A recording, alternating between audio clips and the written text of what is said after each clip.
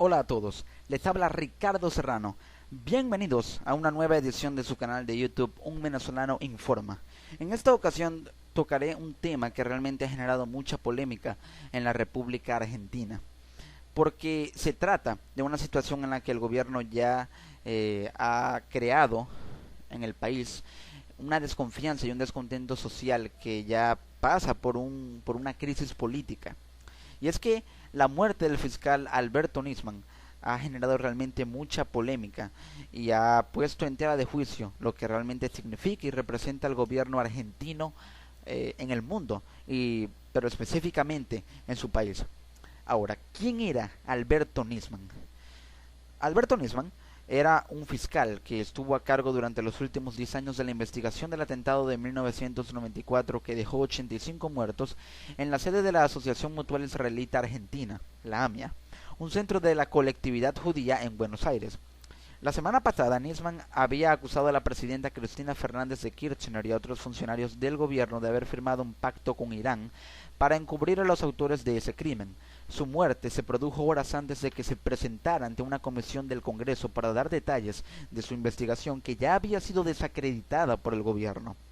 Algunos comentaristas en Argentina consideran extrañas las circunstancias del fallecimiento de Nisman, algo que ha favorecido todo tipo de especulaciones en medios y redes. Pero, ¿cómo murió? ¿Por qué murió Nisman?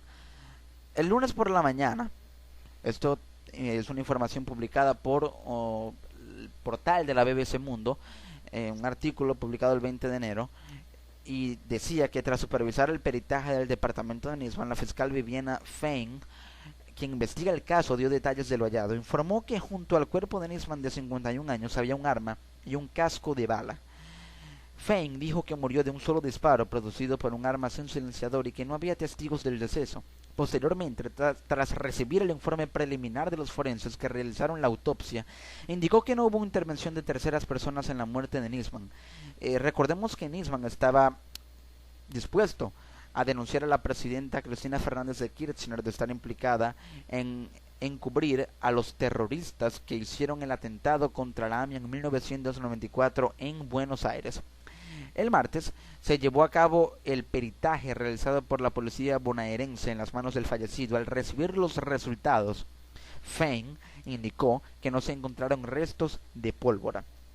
Ahora pues, las hipótesis que se manejan son las siguientes. Fein señaló que Nisman no dejó una carta a sus allegados, detalle que alimentó las sospechas de quienes creen que pudo haber sido asesinado, ya que el fiscal era muy cercano a sus dos hijas. Algunos incluso usaron las redes sociales para especular sobre la posibilidad de que el fiscal haya sido víctima de un suicidio inducido, quizás a través de amenazas a algún ser querido. A pesar de que hasta el momento no ha aparecido ninguna evidencia que sustente esta teoría, la fiscal dijo que investiga esa posibilidad. No lo descarto bajo ningún punto de vista. Pero, ¿qué tienen que ver Cristina Fernández y la AMIA? ¿En qué se relacionan? Bueno, yo diría que se relacionan y están más parecidos de lo que todos creemos. Desde el inicio de su gestión, Cristina Fernández de Kirchner siempre trató de mantener buenas relaciones con países del Medio Oriente.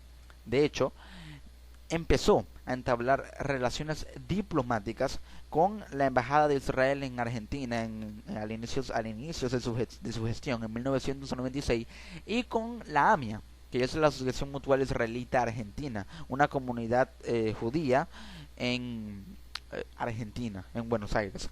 Ahora, Cristina Fernández empezó a establecer relaciones diplomáticas con estos entes porque le interesaba, tanto a ella como a su gabinete, al gobierno, mantener buenas relaciones con países del Medio Oriente, con potencias del Medio Oriente, como lo son Irán e Israel, para acuerdos comerciales, para relaciones comerciales, para intercambio en materia de energía nuclear, para beneficios de ambas naciones, para relaciones bilaterales entre ambas naciones, específicamente entre Irán y Argentina, porque con Israel mantuvo buenas relaciones, pero con Irán aún más, y de hecho Irán es quien está relacionada en este atentado contra la AMIA, y no es una casualidad de que se le haya hecho este atentado a una comunidad judía proveniente de países del Medio Oriente, a una comunidad en una ciudad latinoamericana. Recordemos que a los judíos se les tiene un prejuicio y se les discrimina mucho a nivel mundial. Eh, una muestra de ello fue el Holocausto judío, la masacre más grande de la historia, algo horrible, el suceso más atroz y espeluznante de la historia humana.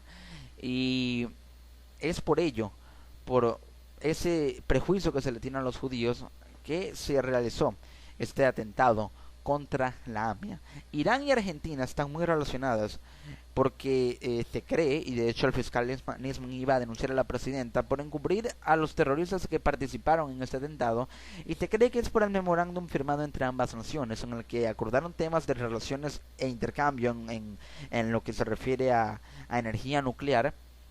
Y es por ello que para mantener esas relaciones a salvo, para mantener esos acuerdos económicos a salvos, en la cúpula de poder del gobierno argentino y del gobierno iraní, se decidió encubrir a los terroristas de este atentado contra la AMIA porque supuestamente estarían relacionados con el gobierno iraní y no le convenía que se supiera ello, porque si no las relaciones entre ambos países se iban a cortar y el gobierno argentino y el iraní también iban a quedar evidenciados como gobiernos criminales que protegían sus intereses económicos antes que la vida de las personas. Es por ello que se sospecha mucho del memorándum de entendimiento que se firmó y lo aprobó el Congreso Nacional, tal como lo indica la Constitución argentina. Por ello, Cristina Fernández y la AMIA están muy relacionados, también el gobierno de Cristina Fernández. Pero ¿cambió algo el fiscal Nisman en Argentina? Bueno, el fiscal Nisman fue una persona realmente valiente que se atrevió a cubrir, a exponer, digamos que a delatar y a poner al gobierno argentino en tela de juicio frente a su pueblo. El fiscal Nisman cambió la forma en que el pueblo ve a su gobierno. Ya de por sí venía desconfiando de ese gobierno por los casos de corrupción, por la polémica que se generó con el caso de los fondos buitres, que ya haré mención a eso más adelante. Pero la propuesta de Nisman de denunciar a la presidenta fue el detonante que hizo que el pueblo desconfiara en un 100% de su gobierno. De hecho, se llevaron a cabo después de la muerte de Nisman muchas protestas en Argentina, en el que con pancartas y a viva voz gritaban que la presidenta, y la tachaban incluso, era una asesina. Cristina Fernández de Kirchner asesina. Ya el pueblo se cansó. El pueblo argentino se cansó de un gobierno que ha dado a demostrar mucha corrupción, y aparte de la ineficiencia económica, la ineficiencia en la gestión económica y las malas políticas que posee. Recordemos que Argentina tiene una inflación muy alta y los casos de corrupción han generado también que la economía sufra una debacle en el país. Por ello, el gobierno, el país, la gente desconfía de su gobierno, y eso fue lo que cambió Nisman en Argentina. La forma en que ve el pueblo a su gobierno, el gobierno de Cristina Fernández de Kirchner. Ahora, en este caso que se ha polemizado demasiado, también se ha politizado, pero se ha mediatizado también. Ha generado tanta polémica que los medios de comunicación juegan un rol fundamental, como en cualquier país del mundo en el que se produce un caso similar, una situación similar y de esta naturaleza. Recordemos que en Argentina el diario más emblemático, la libertad de expresión del pueblo que se opone al gobierno, está materializada en el diario Clarín, que es el diario más popular de Argentina, así como lo es en mi país, por ejemplo, el diario El Nacional, en Venezuela. En Argentina lo es el diario Clarín. Y recientemente publicó unos artículos en el que daba los nombres de los funcionarios, miembros del gabinete de Cristina Fernández de Kirchner, y también daba el nombre de ella, como los implicados en el encubrimiento de los terroristas que participaron en el atentado contra la AMIA. En una locución, unos días después de la publicación de ese artículo, el jefe del gabinete de gobierno, Jorge Capitanich, rompió 2 páginas que contenían información de este artículo publicado por el diario Clarín, diciendo esto es basura, esto es falso, esto es mentira. Rompió las páginas del diario Clarín, esas páginas. Lo que ha creado realmente mucha controversia porque da a demostrar que el gobierno argentino es un ente que no valora la libertad de expresión y que atenta contra la prensa a través de las descalificaciones y que no confía en el libre ejercicio del periodismo y de la libertad de expresión, de la expresión del pueblo a través de un diario tan importante como lo es el diario Clarín. Eso es lo que ha generado realmente también mucha polémica. Pero ¿quién dice la verdad? ¿Clarín o el gobierno? ¿Quién dice la verdad? Se ha dado a conocer y se ha dado a pensar que Clarín dice la verdad porque el gobierno anda con muchos misterios. El gobierno no ha querido aclarar como tal el caso, simplemente se están llevando a cabo las pericias judiciales, el peritaje necesario, las cuestiones de logística necesarias para esclarecer el caso, pero no ha dado detalles. Y muchos piensan que es porque no le conviene dar detalles de un caso en el que Cristina Fernández muy a fondo podría estar involucrada. Así que Clarín tiene cierto voto de confianza por parte de la mayoría del pueblo y muchos dicen que Clarín es el que dice la verdad, pero hay que ver porque es un caso realmente que está muy parcializado. Por ambos lados hay información que contraargumenta a la otra parte y que realmente hace que haya una confusión y hasta el punto de que la gente llegue a pensar en no saber a quién creerles, el gobierno o a Clarín. Pero Clarín tiene argumentos realmente muy válidos y muy fuertes, mucho más fuertes que los que hoy presenta el gobierno argentino. Pero ahora, ¿qué puede aprender el pueblo argentino de todo esto? Atención a todos mis amigos argentinos que me estén escuchando en este momento. Lo que se puede aprender, lo que puede aprender el gobierno argentino, mejor dicho, el pueblo argentino de todo esto es a no dejarse llevar por políticas socialistas que desembocan en corrupción. Recordemos que el gobierno de Cristina Fernández de Kirchner es un gobierno de ideología socialista y que durante mucho tiempo ha aplicado políticas, ha aplicado una gestión a través de su ideología socialista que no ha dado resultados en materia económica y que por ello genera corrupción. Recordemos que el socialismo es un sistema que fracasó, que murió junto con el marxismo y es por ello que la corrupción en la que desemboca este sistema ha generado también tanta polémica y por ello el pueblo argentino no debe dejar llevarse por políticas que realmente no han dado resultado, que han generado una inflación altísima, una tasa de desempleo baja y que ha hecho que, bueno, junto con la caída de los precios del petróleo, Argentina sufra una debacle muy fuerte y considerable en su economía. ¿Cómo solucionar este problema? Que es un problema de desconfianza del pueblo argentino hacia su gobierno. Lo que es necesario aquí es refundar las instituciones corruptas y también el servicio de inteligencia argentino. ¿Pero por qué? Recientemente, cuando Cristina Fernández habló por primera vez después del caso Nisman, de la muerte de Nisman, que de hecho apareció en la locución en la Casa Rosada en silla de ruedas, dijo que no va a dejar extorsionarse, ni sobornarse, ni chantajearse por nadie, haciendo referencia a el diario Clarín, a los que publican informaciones en que alegan que ella está involucrada en encubrir a los terroristas implicados en el caso de la AMIA. Pero mencionó, aparte de eso, que iba a disolver, y de hecho ya se disolvió el servicio de inteligencia argentino, porque la presidenta cree que no ha llevado a cabo el trabajo que le corresponde de manera eficiente y que no previno el atentado, como servicio de inteligencia que no previno o no advirtió del atentado contra la AMIA, y después de que se dio no ha hecho las investigaciones apropiadas al caso y no lo ha hecho bien.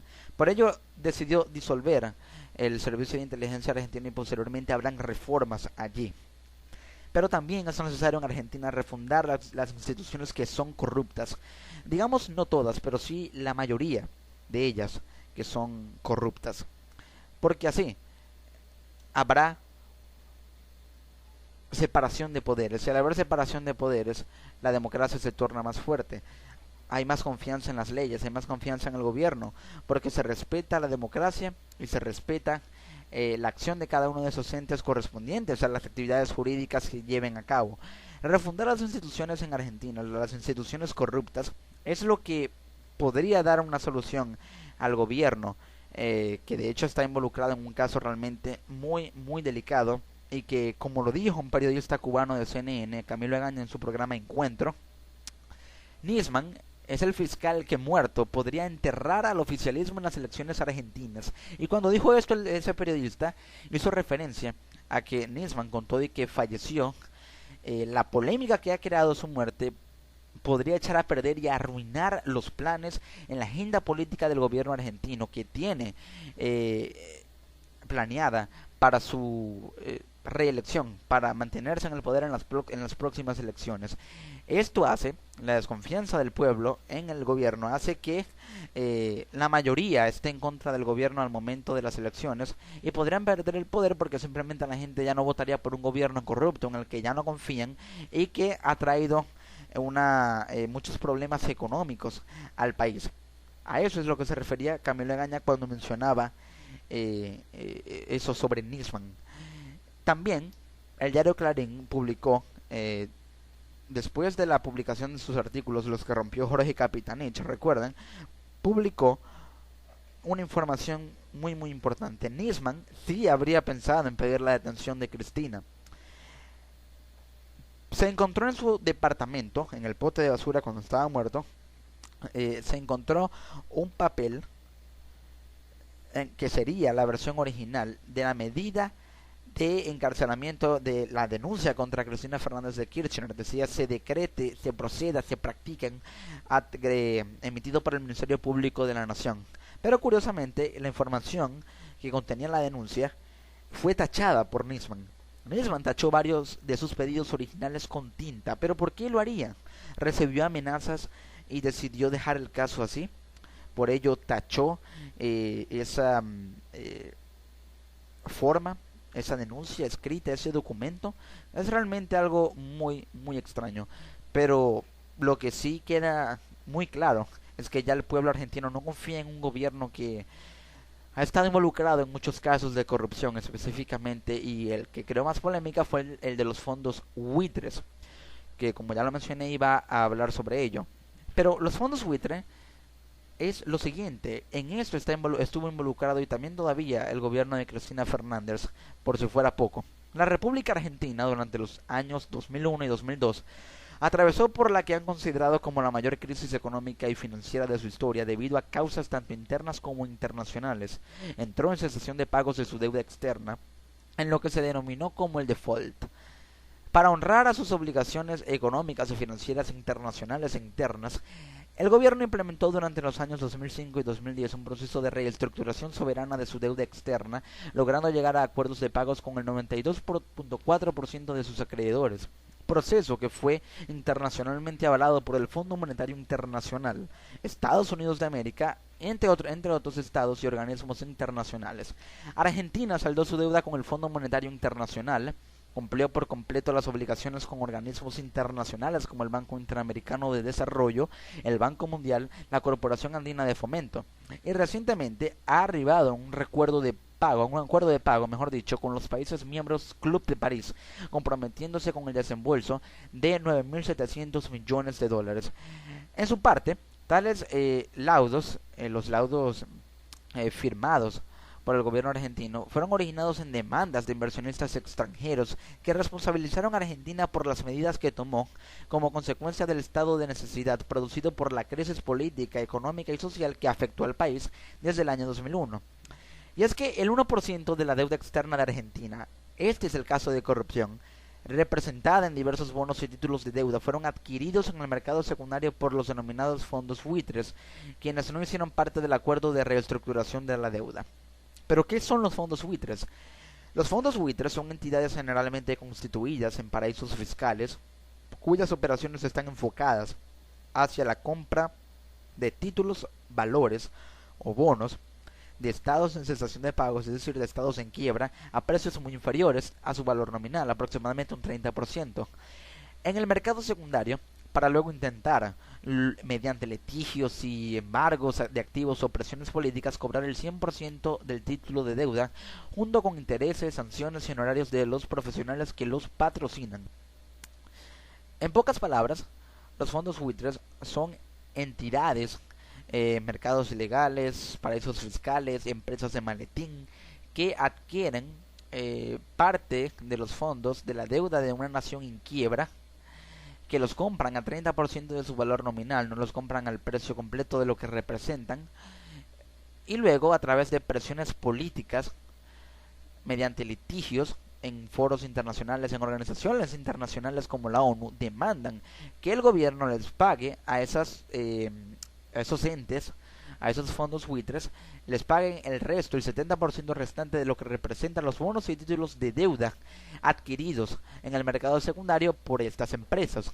Esto es lo que ha generado tanta corrupción en Argentina, y esto se extendió hasta el punto de que ya la desconfianza es total. Y ahora con el caso de Nisman, realmente ya la bomba ha detonado. Ya la desconfianza es total, y por ello el pueblo ya no cree en lo que el gobierno puede representar como entidad política confiable, que llegó a ser en un momento, pero que ya francamente no lo es. Con esto queda evidenciado de que Argentina tiene que atacar el problema de la corrupción. Mientras no se ataque el problema de la corrupción en este país, no habrá progreso político y económico, porque simplemente las instituciones quedarán subyugadas a los intereses de la familia Kirchner, y las políticas que se seguirán aplicando en el gobierno traerán una debacle económica. Puede que traigan una que otra mejora, pero serán muchas más cosas malas las que va a traer que cosas buenas. Por ello, se tiene que atacar el problema de la corrupción en Argentina para que haya confianza otra vez en el del pueblo hacia el gobierno, si es que puede volver a verla, o simplemente el gobierno perderá el poder en las próximas elecciones porque la mayoría apoyará una idea diferente a la que hoy presenta el gobierno, y simplemente dejarán de ser gobierno. Amigos, les habló Ricardo Serrano. Nos encontramos en una próxima edición, y para mis amigos argentinos que escucharon esta nota, realmente agradezco su apoyo y espero que pronto puedan salir adelante en esta situación tan complicada que está viviendo una nación tan noble, que si llega a solucionar este problema de la corrupción podría llegar a ser otra vez la potencia económica y ese liderazgo político que representaban en la región latinoamericana en algún momento, y también en organizaciones como la UNASUR y en la ONU, la Organización de las Naciones Unidas. Nos encontramos en una próxima edición. Les habló Ricardo Serrano de Venezuela para el mundo. Chao.